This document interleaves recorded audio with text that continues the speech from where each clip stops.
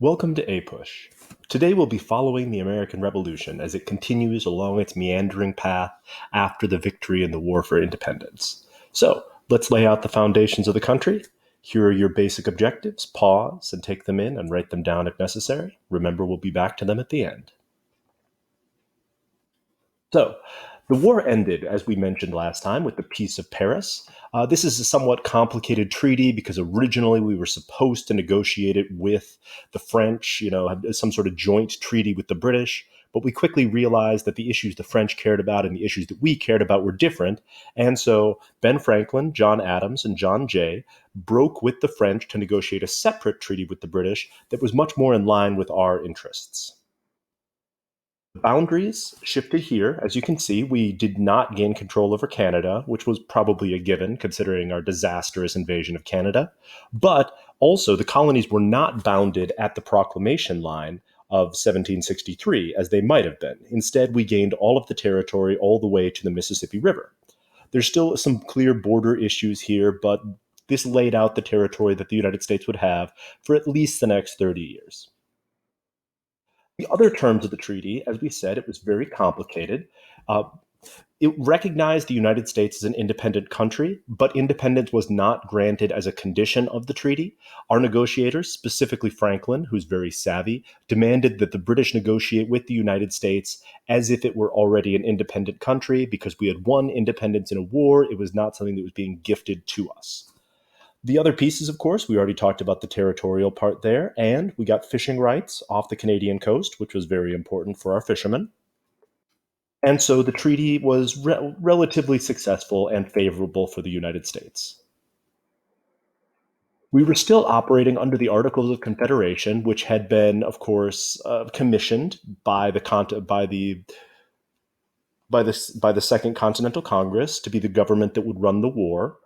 It gave very limited powers to the central government and lots of powers to the states. For example, Congress could declare war and raise armies and sign treaties, like all the things you need to do to win a war for independence against England.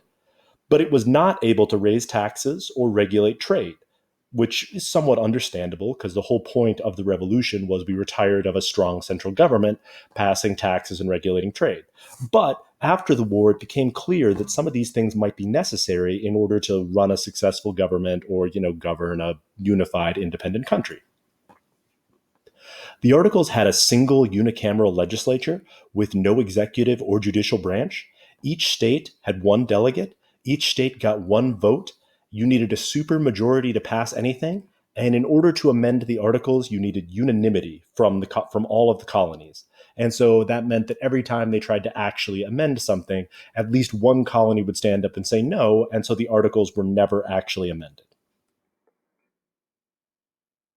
The biggest problem with the Articles of Confederation was the fact that because the federal government couldn't actually regulate trade, our finances were just a hot mess. The financier of the revolution, Robert Morris, was able to somehow secure a series of loans. As a side note, Robert Morris is a fascinating guy, a representative from Pennsylvania, eventually a senator, and he probably would go down in history as the financial wizard who built the economic foundation of our country if he hadn't been subsumed by Alexander Hamilton in the early years of Washington's presidency. But if you get a chance, you should look up Robert Morris. He's really interesting, and he was somehow able to finagle us loans to get us through the darkest days of the revolution. But it didn't matter because by the end, all of those loans were coming due, and it turned out we had no way to actually raise revenue. And so there was this constant battle over can't we just pass some sort of tariff to give us a little bit of money? But it didn't happen. And very quickly, the continental currency that we were printing became useless. Every state then started printing their own currency, which on the one hand is somewhat good because it could actually be backed by some measure of tax revenue. But on the other hand, there's no guarantee that the exchange rate for a Philadelphia dollar would be the same as a Virginian dollar, would be the same as a New York pound, would be. So every single state had its own currency with a different exchange rate, which, man, created tons and tons of problems. And when it came time to actually pay all the soldiers and the militiamen, the federal government tried to pay the federal troops with useless continental money, and the states tried to pay their militias with useless state currency, and so all of these groups were somewhat unhappy. This led to the Newburgh Conspiracy, which almost destroyed the United States as it started. The Newburgh Conspiracy was a conspiracy of federal army officers who were planning to march on the articles on the Congress of the Articles of Confederation and overthrow it and replace it with a group that would actually pay them. For those of you who remember English history, this is about the part where the new model army under the command of Oliver Cromwell marches on London and disbands Parliament.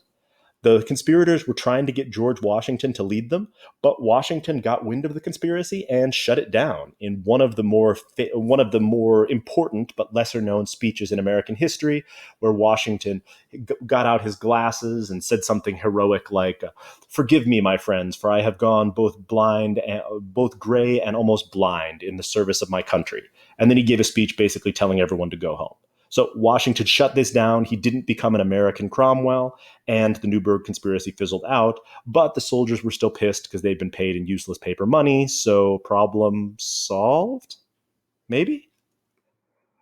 The Articles of Confederation did have one notable success. Well, I mean, it won the war, so that's a notable success, but it had a second notable success, passing what's known as the Northwest Ordinance, which set up the principles by which new territories become states, and it subdivided the area to the northwest of the Ohio River Valley to open it up for settlement, establishing and surveying townships and mandating that one section is going to be reserved for public schools. So, pretty much writing into law the principle that we're going to have local public schools to educate children and to promote civic virtue. So, way to go, Articles of Confederation. It also set up, as I mentioned before, the process by which a territory becomes a state, moving from having just a simple governor that's appointed by Congress to electing a two-part legislature to then writing a constitution once it reaches a certain population threshold and applying for statehood. Also noteworthy that the articles banned slavery in the Northwest Territory, this area to the northwest of the Ohio River Valley, and so for the first time, slavery was excluded from part of the country. So noteworthy. We also, in these years, started to develop our own unique American society with our own heroes, our own mores, our own sort of legends, or mores, our own legends, things like that. And this all started to center around the cult of personality growing up around George Washington, who was becoming more or less a demigod. Here we see Washington's famous portrait, arm outstretched, looking heroic and noble. He started to get unofficial biographies written about him before he was even dead. One of the most famous ones is The Life of Washington by Mason L. Weems, as we see here, which includes a lot of falsehoods about Washington. For example, the fact that he chopped down a cherry tree, which did not actually happen, or the fact that he was so strong he could skip a silver dollar across the Potomac River, which, probably not.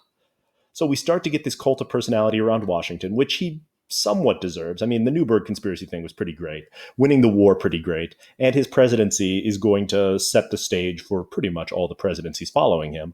But this cult of personality around Washington appears almost immediately.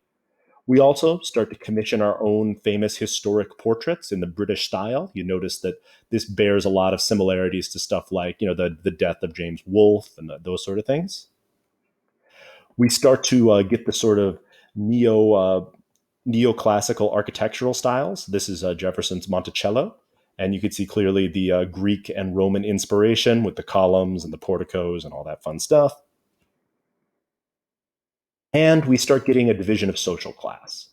Officially, the United States is an utterly classless society, but in reality, over time, the wealthiest 10% of people had gained a significant percentage of the wealth. The poorest were excluded from voting. We had that whole tenant farmer problem and the whole regulator problem that we'd talked about previously.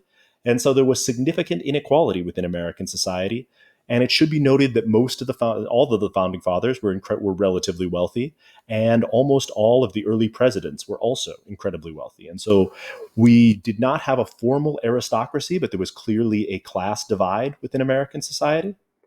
And redistricting became a constant issue because as populations moved westward, theoretically, you should redraw the electoral districts in order to make them more fair based on population. But the entrenched elites in these legislatures did not necessarily want to redraw these districts, and therefore they often didn't get redrawn, giving more power to coastal regions. We also have some of the first examples of gerrymandering Most famously, the governor of Massachusetts drew a district that his critics accused of looking like a salamander. And so the gerrymander from Elbridge Gerry, the governor of Massachusetts, created the word gerrymandering, which is drawing districts for political advantage, which goes all the way back to the founding of the Republic. So you can be mad about it now, but keep in mind, not a new problem. Women gained significantly throughout the American Revolution in some ways, while in other ways, their status somewhat stagnated.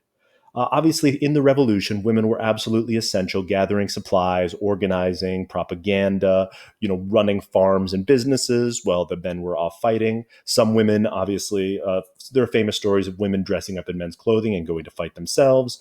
And Republican motherhood, which we talked about earlier, significantly expanded the educational opportunities for women. But at the same time, the idea of women's role being in the domestic sphere was very powerful. And this idea that women are a creature of the house, whereas men, their place is in the public sphere, was well established in early American society. And so clear gender roles were still, of course, very important. Many women pushed back against these ideas, most famously Judith Sargent Murray, who hopefully you read about. Hopefully you read some of her work. She railed against the supposed intellectual inferiority of women with her fierce wit and logical arguments. And Abigail Adams, the wife of John Adams, represented one half of probably the most important political partnership in the early republic. She and John discussed everything, and she was a constant sort of advisor to him. And so they very much worked together in order to found both the political structure of Massachusetts and then, of course, shaping the early years of the republic. Unfortunately, like many important American women, she existed somewhat to the side of her husband, and so women working behind the scenes in the shadows were absolutely essential to the functioning of the early republic. But they don't often breach the surface of our narrative. So whenever possible, I'll try to note when important women played a major role.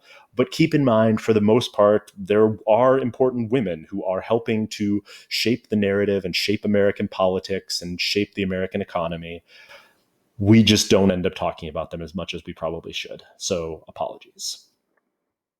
We also get the first emancipation during this time period. This is the first massive wave of banning slavery throughout the northern states. So we remember, of course, that in the Northwest Territory, slavery was banned, but all of these northern states also had banned slavery by 1800, with Pennsylvania being the first to do so. Slavery was never a massively or a widespread established organization within these states, but it was legal in all the states. And so it is noteworthy that after the Revolution, many of these northern states banned slavery. But of course, the southern states certainly did not ban slavery, as it was essential to their economy. And as these Southerners expanded westward, new slave states were created, keeping the balance firmly in favor of slave states in 1800. Even in the South, we started to see many slaves being freed. Washington famously freed his slaves upon his death. And so you started to see a larger free black population starting to emerge in the South after the Revolution. And of course, these newly freed African Americans owned land and started families and tried to, find their niche within a slave society that's based on principles of racism and white supremacy. And so it should be noted that the first emancipation had a very important role in expanding the rights and the position of African Americans within American society. But it should also be noted that those gains were somewhat tenuous. And racism was widespread. Pseudo-scientific theories about the intellectual fitness of all the races was well established and well documented in all of the colonies.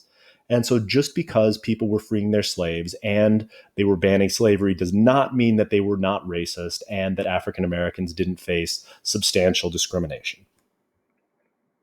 Finally, the Loyalists.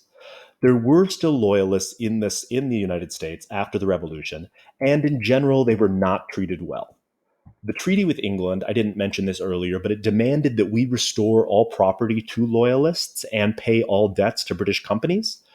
But there was very little chance that that was actually going to happen in the newly freed United States. And so Loyalists faced constant persecution and harassment.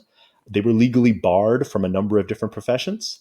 And what you started to see is large numbers of Loyalists fleeing to Canada, and the debts to Loyalists, Loyalist property that had been seized, and the debts to English companies were never paid, which is going to be a sticking point in the relationship between us and England going forward. So that's the rest of the revolution. American society transforms somewhat. So hopefully you can provide substantive answers to these questions. And when we come back, we'll start looking at the critical period and look at the cracks in which the Articles of Confederation starts to break down.